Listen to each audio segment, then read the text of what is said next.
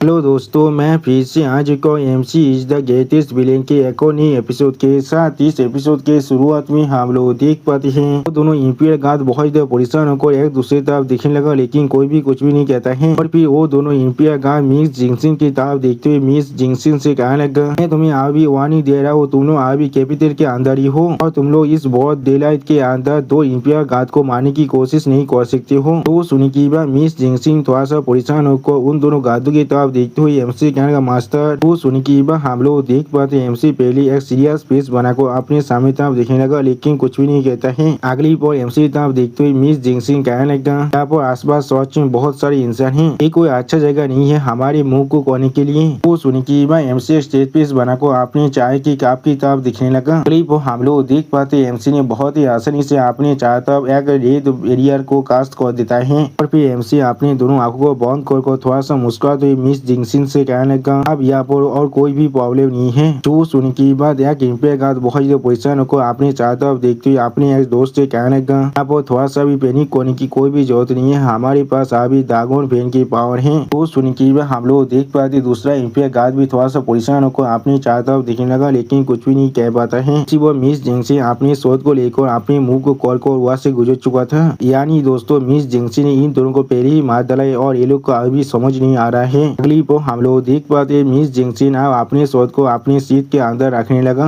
वो हम लोग देख पाते वो दोनों से इंपीरियल गार्ड अब जमीन पर गिरने लगा और फिर हमें उस शॉपकीपर का सीन दिखाते जहाँ पर वो शॉपकीपर अपने आसपास देखते हुए बहुत देर परेशान होकर जोर से चिल्लाकर खुद से पूछने लगा, वो लोग आप कहाँ पर गए। वो हम लोग उस शॉपकीपर के सामने एक डेड बॉडी को गिरते हुए देख पाते है, जिसे देखने के बाद वो शॉपकीपर बहुत ज्यादा शॉक हो जाते, लेकिन कुछ भी नहीं समझ पा रहा था। अगली पर हम लोग देख पाते ये उन दोनों इंपीरियल गार्ड में से एक के लाश है और फिर एमसी उस शॉपकीपर के पीछे अपीयर होते हुए उस शॉपकीपर से कहने लगा, मैं तुम्हें फिर से इस कैपिटल के अंदर नहीं देखना चाहता हूँ, अगर तुम सच में जिंदा रहना चाहते हो तो फिर यहाँ से अभी भाग जाओ। उसी को हम लोग देख पाते है वो शॉपकीपर अभी उन दोनों सोल्जर के लाश को देखने के बाद बहुत ज्यादा परेशान हो चुका था, लेकिन कुछ भी नहीं कह पा रहा था। अगली पर एमसी उस शॉपकीपर की तरफ देखते हुए उस शॉपकीपर से कहने लगा, तुमने जो चीज यहाँ पर देखा है वो सिर्फ इतना है, किसी ने यहाँ पर एक एम्पायर गार्ड को प्रपोक किया था और उसी पर उन्हें एक्सिक्यूट कर दिया गया है। वो हम लोग देख पाते एमसी और मिस लियूरियन अभी उन दोनों इंपीरियल गार्ड की ड्रेस को पहन लिया था।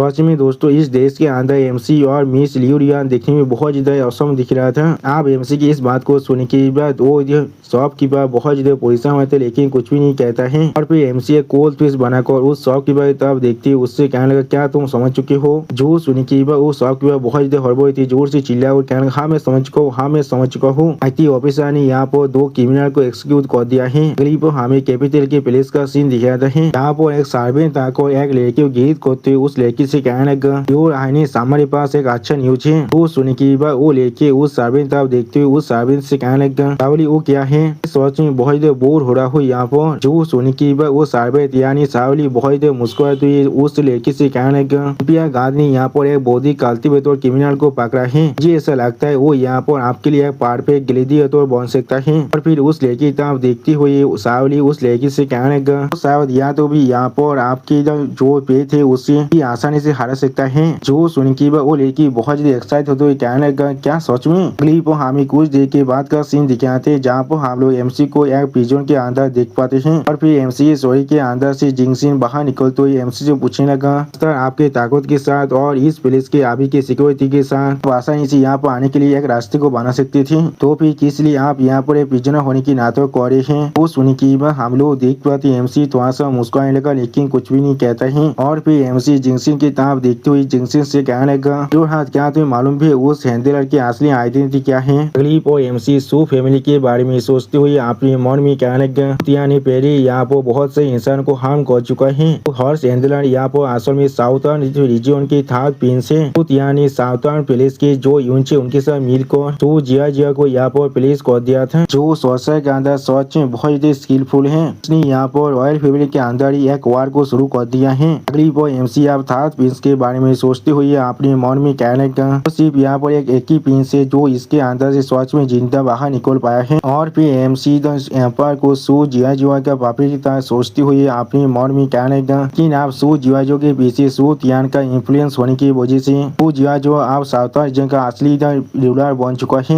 उसके साथ डील करने में अलावा मेरे पास जो असली पर्पस है। अगली पर एमसी सीरियस फेस बनाकर अपने सामने तरफ देखते हुए खुद से कहने लगा, पूरी साउथ रीजन को सूत यान और उसके फैमिली के असली फेस को दिखाना चाहता हूँ। फिर एमसी थोड़ा सा मुस्कुराते हुए जिंग सिन से कहने लगा, सूत यान के वही ये दुनिया बहुत ज्यादा लंबे वक्त से सफर कर रहा है। बहुत सारे इंसानी जो लोग उसे सच में नफरत करते हैं, कोई भी यहाँ पर सूत यान के खिलाफ एक एंटी सूत यान फैक्शन नहीं बना पाता। सुनी की हम लोग देख पाते मिस जिंगसिन भी पहले थोड़ा सा सैद होने लगा। अगली वो मिस जिंगसिन बहुत ज्यादा सैद होकर एमसी तरफ देखते हुए एमसी कहने लगा, तो फिर क्या मैंने सच में यहाँ पर एक गलत मास्टर को चुन लिया था। अगली वो हमें एमसी के पिजन के अंदर सावली को आते हुए दिखाई देता है और फिर सावली बहुत ज्यादा मुस्कुराते हुए एमसी तरफ देखते हुए एमसी कहने लगा, यहाँ पर तुम्हारे लिए एक अच्छा न्यूज है मेरे पास। जब तो तुम योर मेजेस्टी यानी एम्प्रेस तुम्हें जो टेस्ट देने वाला है उसे पास कर पाओगे। अगली वो एमसी तरफ देखते हुए सावली एमसी कहने लगा, हमारी डेथ सेंटेंस को हम लोग जरूर लिफ्ट कर देंगे। तो सोने की हम लोग देख पाते एमसी थोड़ा सा मुस्कुरा को सावली की तरफ देखने लगा, लेकिन कुछ भी नहीं कहता है। सच में दोस्तों सावली को मालूम ही नहीं है एमसी असल में उसके साथ क्या करने वाला है। और दोस्तों इसी ऑसम सीन के साथ हमारा ये एपिसोड यहाँ पर ही खत्म होता है। प्लीज सब्सक्राइब माई चैनल और like and share this video. और दोस्तों प्लीज मेरी इस वीडियो को थोड़ा सा हाइप भी कर दीजिए। और दोस्तों मेरे चैनल का जो मेंबरशिप प्रोग्राम है वो अब चालू हो चुका है। वो आप और मैं नई मानव को एक्सप्लेन कर रहा हूँ और बहुत जल्दी से वही मानव का